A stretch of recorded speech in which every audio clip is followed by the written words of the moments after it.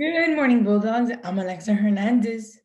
And I'm Leah Brache. Today is March 19th, 2021, and recently news broke out through social media that there were going to be a few changes made to who could receive the Bright Future Scholarship.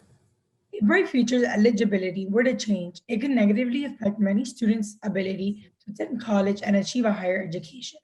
Here's Emily Castañeda with more on the story. Recently, many have started to worry about the Bright Future Scholarship, given that there might be a few changes. This is critical news for us at G. Holmes Braddock, given that many students are pursuing this scholarship.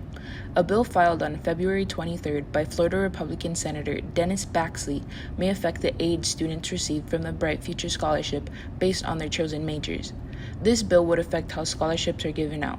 It would prioritize specific career fields and punish students who don't choose a correct major. The Florida Board of Governors and State Board of Education plans on creating a list of degree programs that lead directly to employment after graduation, and the list would be updated yearly depending on the demand.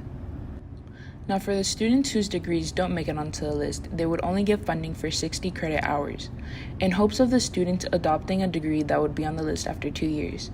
If the bill passes, those students who are already on Bright Futures would have their financial aid affected. This bill would go into effect on July 1st of this year. This caused students to take matters into their own hands and fight for their own good.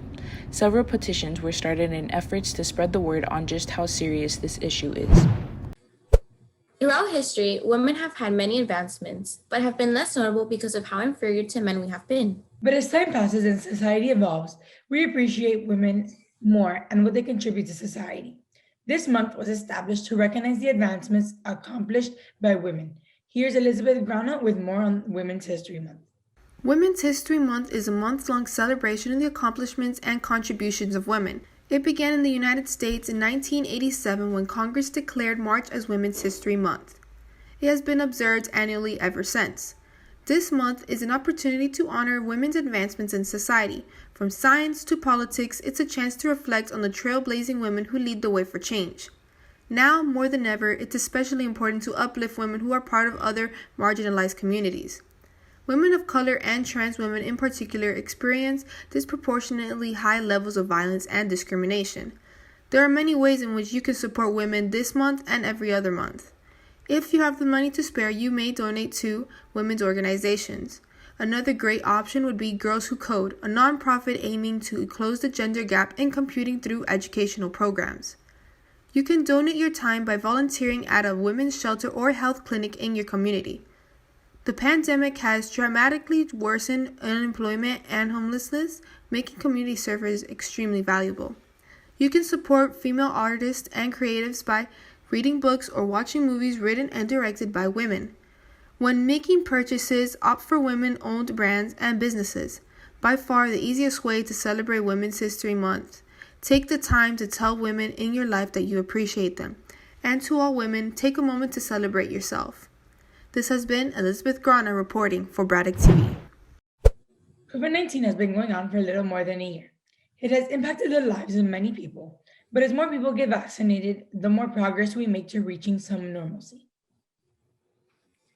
These vaccines have led to the consideration of states having a no-mask mandate.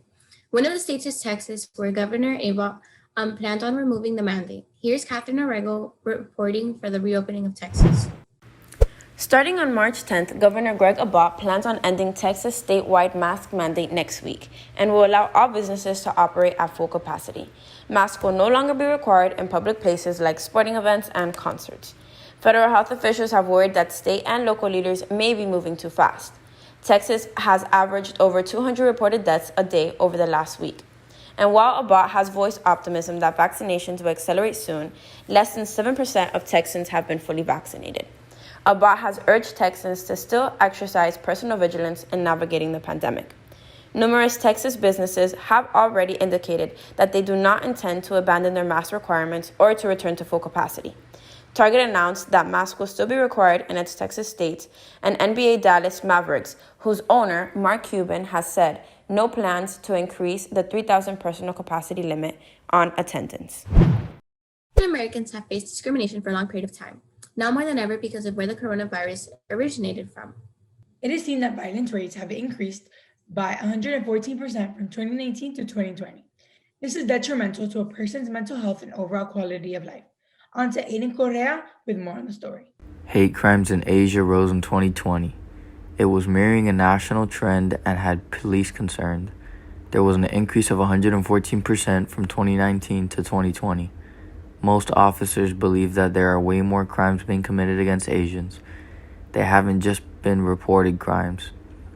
Connie Chung-jo, CEO of the group Asian Americans Advancing Justice, noted that a Korean American U.S. military veteran was attacked, along with a woman harassed at a bar. Michael Lawson, president of the Los Angeles Urban League, mentioned that the victim of these hate crimes are not reporting the awful acts because they notion the bias given by the policemen. After further research, the crimes are said to really harm people's mental health. Because of all the COVID-19 related discrimination, there are more Asian Americans who suffer from depression and anxiety. Out of 121 studies, they discovered that youths involved in these times are more prone to mental health issues. Some government leaders and senior officials have indirectly or directly encouraged the hate crimes, racism, and xenophobia by using the anti-Chinese rhetoric. Human Rights Watch said that since all of this has happened or is happening because of the pandemic, the government should create new action plans to address the cause. Become more involved and everything will be resolved. Follow us on Twitter and Instagram at GHB_TV. And tune into our YouTube channel on Fridays at 10:20 a.m. Remember to make it happen with Braddock Braddock TV.